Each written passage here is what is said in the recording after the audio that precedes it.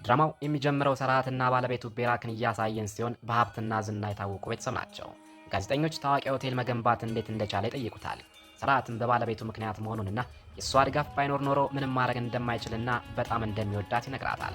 በሁለተኛው ቀን የሰራሃት ቤተሰቦች ይሰበሰባሉ። ትናንትና በጋዜጣ የወጣውን ፎቶቸውን በማየቷ ደስተኛ ነች። በዚህ ጊዜ ቤራክ በስልክ እያወራች ነው። አንድ ሰው እንደሚያስፈራራት ግልጽ ነው።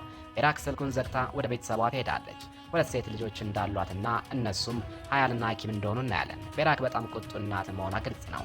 የሰራሃት ወንድም ሚስት የሆነችው አዝራ ሴት ልጆቹን እንዲህ መጫን እንደሌለባት ትነግራታለች። ቤራክ ግን ጣልቃ አትግቢ ትላታለች። ሰራሃት ሴት ልጆቹን ወደ ፈረስ ግልቢያ ልምምድ ይወስዳቸዋል። እዚያም አንዲት ሴት እሱ ለመተዋወቅ ትመጣለች። ስሟም ሴፍዳ እንደሆነና ከሁለተኛ ደረጃ ትምህርት ቤት ጀምሮ የባለቤቱ ጓደኛ እንደሆነች ትነግረዋለች።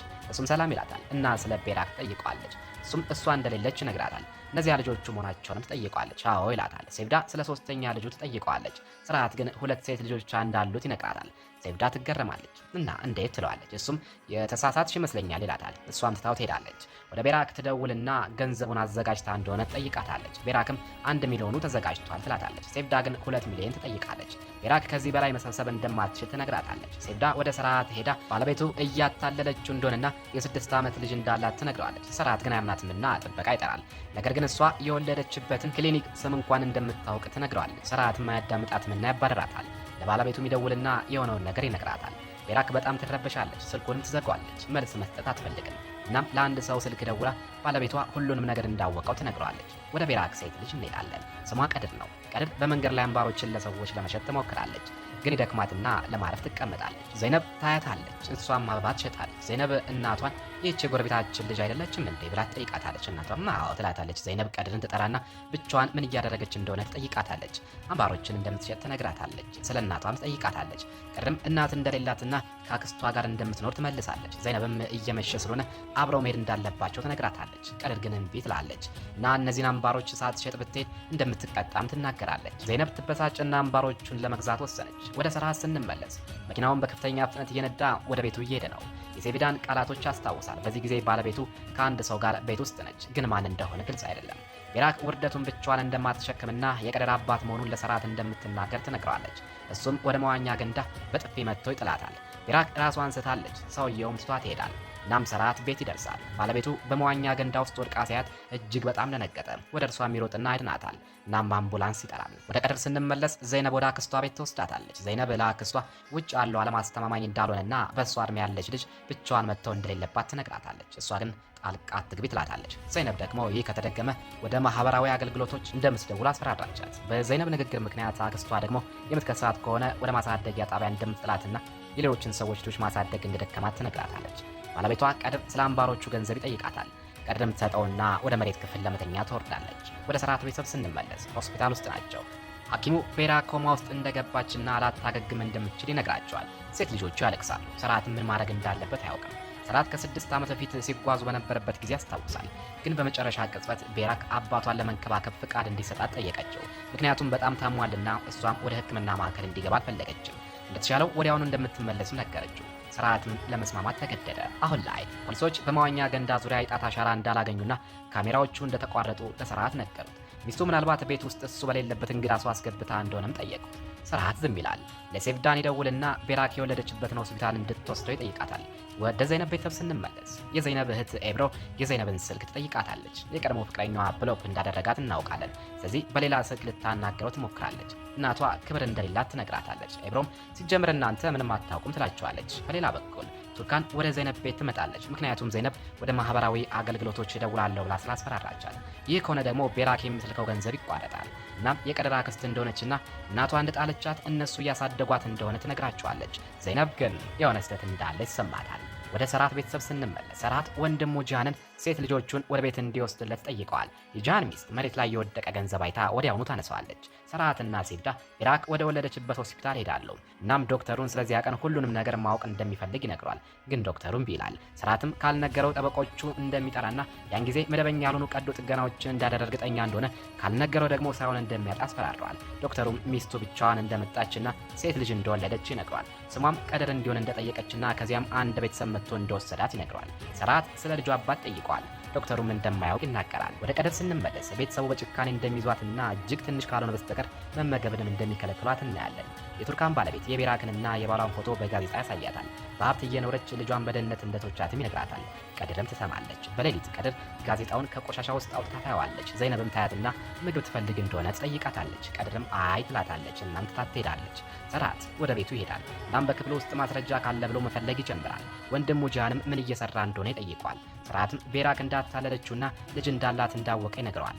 ጃሃን በጣም ደነገጠ። ምክንያቱም ለሱ ምሳሌ የምትሆን ሚስትና እናት ነች። በሁለተኛው ቀን ሰራት የባለቤቱን የሂሳብ ዝውውር ይጠይቃል። እናም ለ6 ዓመታት በየወሩ ቋሚ መጠን ያለው ገንዘብ እንደምትልክ ይገነዘባል። አድራሻውንም ያውቅና ወደዚያ ለመሄድ ይወስናል። ምክንያቱም በቅዠት ውስጥ እንዳለ ሰማዋል። ግን ልጅቷን ካየ በእርግጥ ያምናል። ወደ ዘይነብ እንመለሳለን። እህቷ በስልክ ስትጫወት ሰማታለች። የቀድሞ ፍቅረኛዋን ለማግኘት እየሞከረች ነው። ዘይነብ ክብር እንደሌላት ትነግራታለች። ይብሩም አንድ ነገር ልነግርሽ ነው ግን አትቆጭኝም ትላለች። ፍቅረኛዋ እንደሚታሰር አስመስሎ ብድር እንደወሰደ እንዳልመለሰና ለመክፈል ቃል እንደገባላት ትነግራታለች። ዘይነብ እየቀለድሽ ነው ትላትና መጠኑን ትጠይቃታለች። 800 ሺህ እንደሆነ አሁን እንደጠፋና ምንም እንደማታውቅ ትረዳለች። ዘይነብም ትጣላታለች እና ሞኝ እንደሆነች ትነግራታለች። አድራሻውንም ትጠይቃለች። ነገር ግን ኢብሩ ምንም የምታውቀው ነገር የለም። ሰራት ገንዘብ ወደሚላክበት አድራሻ እየሄደ ነው። ግን በመንገድ ላይ ዘይነብን በመኪና ይገጫታል። እሷንም ለማየት ይወርዳል፣ ግን ትጣለዋለች። እሱ ግን ጥፋተኛዋ እሷ እንደሆነ ይነግራታል። እሷም ይህ ጠባብ መንገድ እንደሆነና በዚህ ፍጥነት መንዳት እንደሌለበት ትነግረዋለች። ሰራትም ይቅርታ ይጠይቃታል። እናም የአርካንን ቤት እየፈለገ እንደሆነ ይነግራታል። እሷም አድራሻውን ትነግረዋለች። ሰራትም ይደርሳል እና ቀድር ከሩቅ ታየዋለች።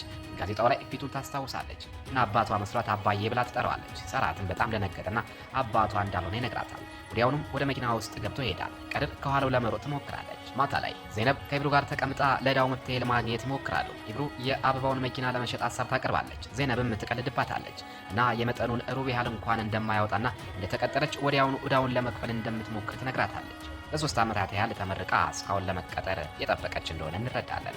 በዚህ ጊዜ አባታቸው ይመጣል። በቆሎ ሻጭ ነው። ዘይነብ እጁን እንደተቃጠለ ትመለከታለች። ግን እሱ ትንሽ ብቻ እንደሆነ ይነግራታል። የዘይነብ እናት ዘይነብ ለቀድር ምግብ እንድትወስድላት በሰሃን ትቋጥርላታለች። በመሃል ዘይነብ ቀድር እንደጠፋች ትሰማለች። ቱርካንንም ጠይቃለች። እሷም ሁልጊዜ መሸሽ እንደለመደች ትነግራታለች። ዘይነብም እሷን ለመፈለግ ትሄዳለች። ቀድር በመንገድ ላይ ተቀምጣ እያለቀሰች ነው። ዘይነብ ታገኛታለች። ቀድርም ወደ ቱርካን እንዳትመልሳትና ወደ አባቷ እንድትወስዳት ጠይቃታለች። ፎቶውንም በጋዜጣ ላይ ታሳያታለች። ዘይነብም ታስታውሳለች። ቀድርም ሊወስዳት መጥቶ እንደነበረ ግን ስላደገች እንዳላወቃት ትነግራታለች። ዘይነብም ቀድርን ወደ ቤቷ ለመውሰድ ወሰነች። ወደ ሰራት ቤት ስንመለስ ኪም ወደ እህቷ ሀያል ሄዳ አባታቸው ወደ ሆስፒታል መሄድ እንደማይፈልግና ቀለበቱን እንዳወለቀ ለእናታቸውም እንኳን ትንሽ እንደማያዝን ትነግራታለች። ሀያልም ሞኝ እንደሆነችና እሱ ማዘኑን ማሳየት እንደማይፈልግ እየነገረቻት ይጣላሉ። ሀያል እናቷን ጠራለች፣ ግን የት እንዳለች ታስታውስና ታለቅሳለች። በሌላ በኩል ዘይነብ ቤት ትደርሳለች። ቱርካንም ቀድርን ለመጠየቅ ትመጣለች። ዘይነብ ግን ትደብቃትና እንዳላገኘቻት ትነግራታለች።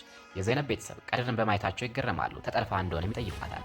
ዘይነብም እየሸሸች እንደነበርና የአባቷን አድራሻ ስላወቀች ነገ ወደሱ እንደምትወስዳት ትነግራቸዋለች። በሁለተኛው ቀን ዘይነብና ቀድር ወደ ትልቁ ቤት ይሄዳሉ። ቀድርም ይህ ቤቷ በመሆኑ ትደነቃለች። ኃይልና ሐኪምንም ከሩቅ ታያቸዋለች። ቀድር እህቶቿ እንደሆኑ ትጠይቃለች። ዘይነብም እስኪ እናያለን ትላለች። በዚህ ጊዜ ሰራት ያያቸውና ዘይነብን እንዴት እዚህ እንደመጣችና ይህችን ልጅ ለምን እንዳመጣቻት ይጠይቃታል። እሷም ልጁን እንዳመጣችለት ትነግረዋለች። ሰራትም ልጁ እንዳልሆነች ይነግራታል። ዘይነብም በባለቤቱ እንደታለለ ወዲያውኑ ነበር የተረዳችው።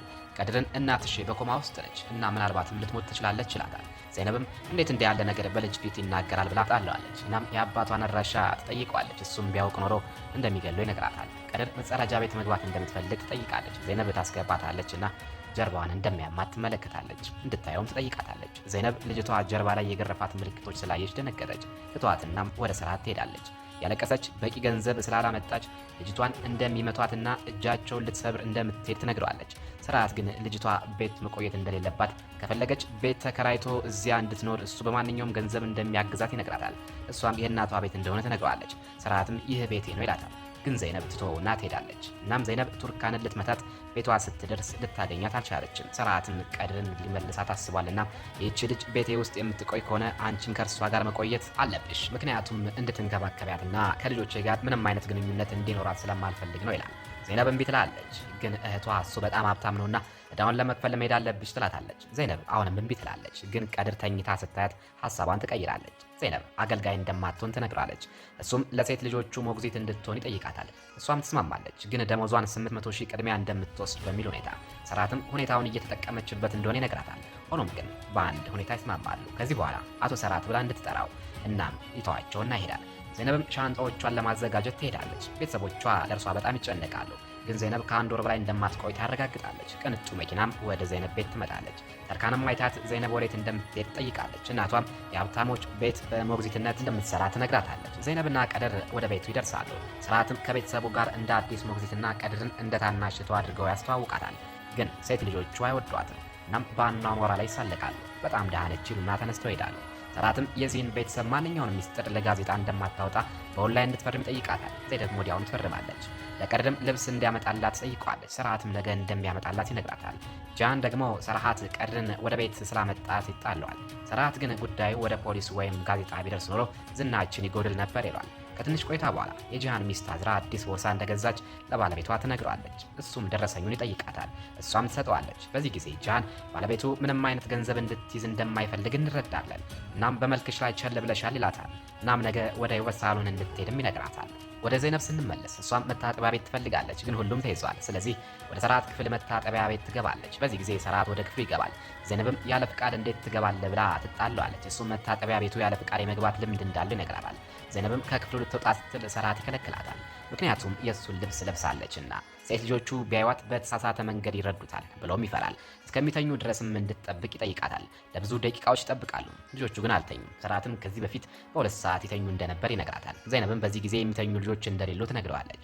እሱም ልጆቹን በደንብ እንደሚያውቃቸው ይነግራታል። ዘይነብም ባለቤትን እንኳን በደንብ አታውቅም ብላ ትስቅበታለች። ሰራሃትም ይበሳጫል።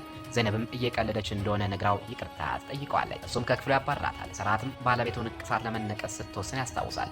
ለምን እንደሆነም ሲጠይቃት ለመልካም ዕድል እንደሆነ ትነግረዋለች። በሁለተኛው ቀን ጠዋት ዘይነብ ለቀድር ቁርስ ታዘጋጃለች። ሰራተኞቹ ለሀያል ለቁርስ የስፒናች ጭማቂ እንደሚያዘጋጁ ትሰማለች።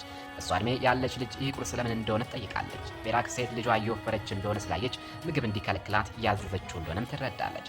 ሴት ልጆቹ ለቁርስ ወደ ኩሽና ይገባሉ። ሀያል የቀድር ምግብ አይታ ትጎመዣለች፣ ግን ጭማቂውን ለመጠጣት ትገደዳለች። ዘይነብ ግን እንደ ቀድር ቁርስ ልታዘጋጅላት እንደምትችል ትነግራታለች። እቷን ብትወፍሪ እናታችን አትወድሽም ብላ ትቀልድባታለች። ሀያልማ አባቷን ዛሬ ከትምህርት ቤት መቅረት እንደምትፈልግ ትጠይቀዋለች። ግን አባቷን ቢላታል። ዘይነብም ለምን መሄድ እንደማትፈልግ ትጠይቃታለች። ሌሎች ተማሪዎች እንደሚያስቸግሯትም ትረዳለች። ከዚያም የሚረብሿትን እንድትመታቸው ትመክራታለች። ሰራሃትም ስብሰባ ስላለው ይሄዳል። አጋሩን ቀጣዩን ጨረታ እንደማይገባ ይነግረዋል። አጋሩ ምክንያቱን ጠይቋል። የእነዚያ ኩባንያ ባለቤት ለመሸጥ አልፈለገም ነበር፣ ግን አደጋ ደረሰበትና ሀሳቡን ቀየረ ይሏል። እሱም በዚህ መንገድ አልሰራም ይለውና ትቶት ይሄዳል። አጋሩ ጃን ጋር ይደውልና ወንድሙን በጨረታው እንዲያሳምነው ይነግረዋል። አለበለዚያ ግን የደበቀውን ሚስጥር እንደሚናገር ያስፈራረዋል። ጃን ይረበሻል። ወደ ትልቁ ቤት ስንመለስ የሰራሃት እናት ከዘይነብ ጋር ትነጋገራለች። እናም እውቀት እንደሌላት ወይም ስነ ስርዓት እንደማታውቅና ለሴት ልጆቹ ሞግዚት ለመሆን ብቁ እንዳልሆነች ትረዳለች። ቀድር እጇን ለመሳም ትሄዳለች፣ ግን እናቷ ቀለደችባትና ከድሃ ቤተሰብ ነው የመጣችው ትላለች። ዘይነብም ቤተሰቧ ማን እንደሆነ ብታውቂ ኖሮ ትገረሚያለች ትላትና ትታት ትሄዳለች። ወደ ጃን ስንመለስ ሚስቱን የውበት ሳሎን ይወስዳታል። ፊቷ ላይም ቦቶክስ እንድታደርግ እንደወሰነ ይነግራታል። እሷም እሺ ትለዋለች። በዚህ ጊዜ አዝራ ወደ ሳሎኑ ትገባለች። ባለቤቷን የጠየቀቻትን ነገር አዘጋጅታላት እንደሆነም ጠይቃታለች። ፀጉር ቤቱ ባለቤትም ትናንትና ገዝተው የነበረውን አይነት ቦርሳ ፌኩን ታመጣላታለች። እናም የገንዘቡን ልዩነትም ትሰጣታለች። አዝራም ይቅርታ አድርጉልኝ የሚል ጽሑፍ ወረቀት ላይ ትጽፋለች። እናም ገንዘቡ በየወሩ እንዲላክም ትጠይቃታለች። ወደ ትልቁ ቤት ስንመለስ ሰራሃትና ሴት ልጆቹ ይጣላሉ። ሀያል እህቷን በትምህርት ቤት እንድትደበደባት ዘይነብ እንደነገረቻት ትናገራለች። ዘይነብም ደነገጠች እና እንዲህ ያለ ነገር አልተናገርኩም አለች። ሀያልም የሚደበድቡሽን ምቻቸው ብለሽ ነበር ትላታለች። ኪምም እህቷን እየመታቻት እንደሆነ ሰራሃት ሲሰማ ደነገጠ። ኪም ግን ምክንያቷን ስትናገር ምስኪን እንደሆነችና እናታቸው ደግሞ ምስኪኖችን እንደምትጠራ ታስረዳለች። ሰራሃትም ተናዶ እናታቸውን ይሰድባታል። ነገር ግን ሴት ልጆቹ በጣም ይናደዳሉ። ምሽት ላይ ዘይነብ ከሰራሃት ጋር እያወራች ነው። በሁለት ልጆች መካከል ችግር እንዳለ ብታውቅ ኖሮ መምታትን ባጠቆመች እንደነበረ ትነግረዋለች። እሱም የተማረች ሞግዚት ማምጣት እንደነበረበት ይነግራታል። እሷም ያልተማርኩ እንደሆነ ማን ነገረ ትለውና ትቀልድበታለች። እናታቸውም አንዷን ልጅ በማንጓጠጥ ሌላኛዋን ደግሞ ከእርሷ የተሻለች እንደሆነች እንድትረዳ በማድረግ እንዳሳደገቻቸው ትነግረዋለች። እና ይህን ነው የምፈልገው ትምህርት ብላም ትጠይቀዋለች። በሁለተኛው ቀን የሀያል የሙዚቃ ዝግጅት አለ።